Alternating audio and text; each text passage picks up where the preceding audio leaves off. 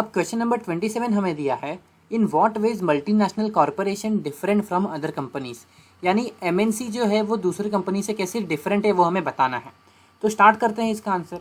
Domestic companies tend to restrict their operation to the country of origin while multinational corporation operation in more than 2 countries. तो क्या होता है कि जो MNCs रहती है मल्टीनेशनल कंपनीज, वो क्या करती हैं, अपना जो भी बिजनेस रहता है वो वर्ल्ड वाइड रखती है, यानी बहुत सारे कंट्रीज में रहता है उनका बिजनेस स्प्रेड। वैसे ही डोमेस्टिक कंपनी जो रहती है वो अपने कंट्री के अंदर, जैसे इंडिया के अंदर जो कंट्री कंपनीज हैं कुछ छोटी छोटी, वो इंडिया के अंदर ही सिर्फ फैली हैं, पूरे वर्ल्ड में नहीं फैली है, इन्हें बोला जाएगा अदर कंपनीज, मतलब जो स्मॉल कंपनीज हैं वो।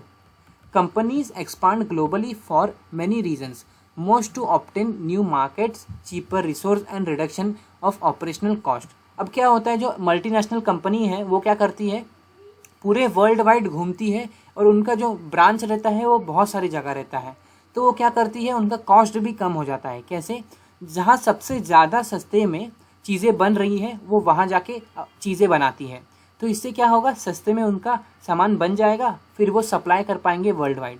और स्मॉल कंपनीज का क्या रहता है, वो एक ही कंट्री में रहती हैं और उसी कंट्री में क्या करती हैं, प्रोडक्ट बनाती हैं और सेल करती हैं। तीसरा है multinational financial management differ from domestic financial management. तो पहली बात एक एग्जांपल दिया है इन्फोसिस का, तो ये एक मल्टीनेशनल कंपनी है, बहुत बड़ी कंपनी है। तो देखो ये कैसे डिफरेंस है, क्योंकि ये पूरे वर्ल्ड वाइड फैली हुई है।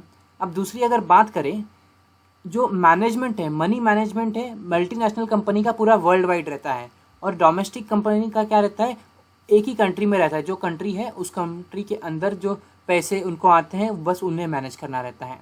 तो ये 3 डिफरेंसेस आप लिख सकते हो। अब देखते हैं नेक्स्ट क्वेश्चन।